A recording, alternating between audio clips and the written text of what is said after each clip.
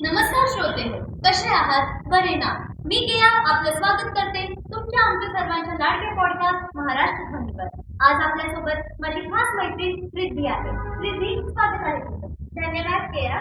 मी आहे रिद्धी आणि आज आपण ज्या भाषेबद्दल बोलणार आहोत ती भाषा आपल्याला विचार करायला शिकवते, स्वप्न दाखवते आणि आपल्या जीवनाला एक सुंदर अर्थ देऊन जाते. आपली मराठी भाषा. हो, आणि आज आपण एका ओळीने सुरुवात करणार आहोत. मन पाखरू पाखरू त्याची काय सांगू माझं, असावत भुईवर गेलं. बहिणाबाईंची ही ओवी म्हणजे भावनांचा आर्थता आणि भाषेचा गोडवा दाखवणारी आहे. हीच तर आहे मराठी भाषेची अस्मिता. मराठी भाषा म्हणजे काय फक्त शब्दांची देवाणघेवाण नसून एखाद्या घराच्या अंगणासारखी आहे. आईची खुशी, आजीच्या गोष्टी, वडिलांच्या आधारासारखी आहे. हो, खरंय. मराठी ज्ञानाची ज्योत आहे, संस्कृतीची पाऊसधारा आहे, आपली ओळख आहे आणि आपला अभिमान आहे.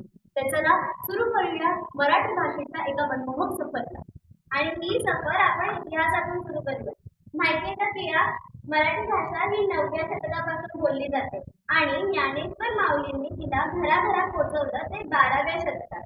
तसंच शिवछत्रपतींनी तिला समाजाची, सामर्थ्याची भाषा बनवली. ही आपली मराठी भाषा किती सुंदर आहे. हो, अगदी खरंय. आणि प्रत्येक गोष्टीचं आपलं असं महत्व असतं. सांस्कृतिकदृष्ट्या तुझ्या हिशोबाने मराठी का महत्वाची आहे? मराठीचा सांस्कृतिक वारसा तसा थोडक्या शब्दात सांगणं थोडं अवघडच आहे, पण तरीही सांगायला गेलं तर ज्ञानेश्वर माऊली, तुकाराम महाराज या सगळ्यांनी मराठीला भक्तीचा, अध्यात्माचं रूप दिला. हो, हे तर सगळे मराठी साहित्याचे दैवतच आहे. हो, बरोबर बोलले. मराठी साहित्याचं वैशिष्ट्य हे काही कमी नाही.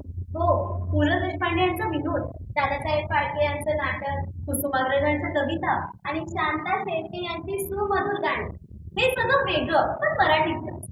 लावणी, भारूड, गोंधळ, कोळी गीते, पोवाडा हे सगळ्या मराठी लोककला महाराष्ट्राचा जणू अभिमानच आहे. मराठी भाषा एक, पण तिची बोल भाषा, तिचे वेगवेगळे भिन्न उपभाषा 42 आहेत. हो, आणि मराठी भाषा ही देवनागरी लिपीत लिहिली जाते. या सगळ्या मराठीच्या महतीविषयी जाणूनच सरकारने मराठीला अभिजात भाषेचा दर्जा दिला आहे. हो, आणि महाराष्ट्र सरकारने मराठीला कार्यालयांमध्ये कंपल्सरी केला आहे, जेणेकरून मराठीचा प्रचार आणि प्रसारास मदत होईल. हो, फक्त मराठी शाळेतच नव्हे तर CBSE शाळांमध्ये सुद्धा मराठीला एक विषय म्हणून समाविष्ट केलं गेलं आहे. मराठी सिनेमा, मराठी पत्रकारिता सगळ्यामुळेच मराठीचा वापर वाढत चालला आहे. हो, आणि मराठी तर आपला अभिमान आहे. तर रिद्धी, तुला कसं वाटलं आजचा पॉडकास्ट? मला आपल्या मराठी भाषेबद्दल तुझ्याशी बोलून माझ्या मनातला मराठी भाषेबद्दलचा अभिमान अजूनच वाढला आहे. आजच्या या पॉडकास्टला एका छोट्याशा कवितेने आपण पूर्णविराम देऊया. महाराष्ट्राच्या मातीच्या सुगंधाने दरवळलेली, शिवछत्रपतींच्या तलवारीची धार असूनही बहिणाबाईंच्या मायेची ऊब असलेली आपली मराठी भाषा, आपली मराठी भाषा.